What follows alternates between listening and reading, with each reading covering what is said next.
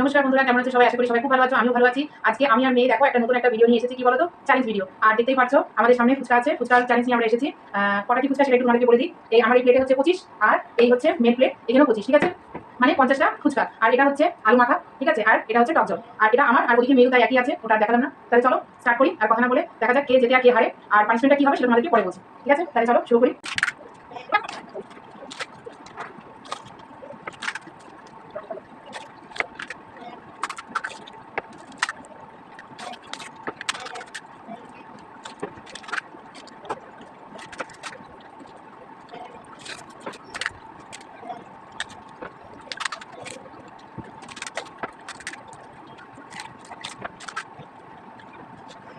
ঠিক আছে? আর আমার হাতে কি আছে বলো তো বাটিতে?